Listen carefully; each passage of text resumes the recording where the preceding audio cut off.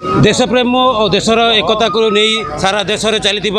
हर घर तिरंगा कार्यक्रम ए आज आम देखा पाई बरपाल मंडल पांचगढ़ अंचल मंडल सभापति नेतृत्व में आज अनुष्ठित होता घरे घरे जातीय पताका को सम्मान देवा तिरंगा उड़ेबा और देशर एकतार वार्ता को एकजुट करवा यही वार्ता नहीं आज जो अनुष्ठित होता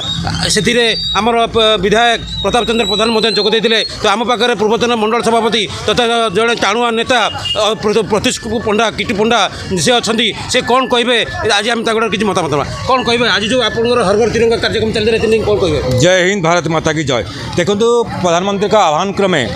भारतीय जनता पार्टी विगत 4 वर्ष होगा तिरंगा यात्रा हर घर तिरंगा कनसेप्ट काम कर यार मेन मुख्य उद्देश्य आप जो कहते आमर एकता को बजाय रखा आम पूर्वपुरुष मैंने जो मान द्वारा आम आज स्वाधीनता पाई जो मान बलिदान रे देश आज यशस्वी होगी आज आम धर्मगुरु विश्वगुरु होगा जाऊँगी से महापुरुष मान को आम पूर्वपुरुष मान को आम केमी मन रखा सम्मान जनाइबा जहाँफल आमर नेक्स्ट पीढ़ी जो मैंने जेनजी कहती से शिखिपारे जे आम पूर्वपुरुष महापुरुष मैंने जो मैंने आम भारतर स्वाधीनता हो भारत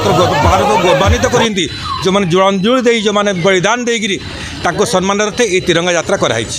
परवर्ती कार्यक्रम कौन कौटी कौन कर आगे अगस्ट 15 आसूँ कौन कहे नहीं देखो यापर आमर काली हम विभाजन विभीषिका जो 14 जो कलरात्रि होता जो दिन भारत वर्ष 2 टुकड़ा होता काली आम भारतीय जनता पार्टी विभाजन विभीषिका पालन करुँची आउे आज स्टार्ट है प्रत्येक घरे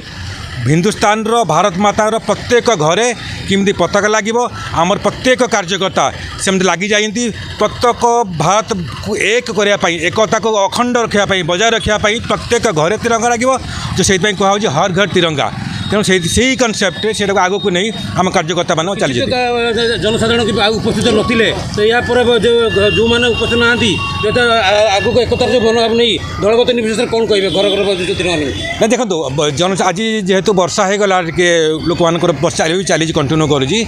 आमर से कहूँ आम जी रैली आसिले आसिले समस्त को कादुओ पानी रैली आसा दरकार नहीं प्रत्येक घरे तिरंगा पहुँचब प्रत्येक घर सर्वकनिष्ठ व्यक्ति जी प्रधानमंत्री का आह्वान सर्वकनिष्ठ जी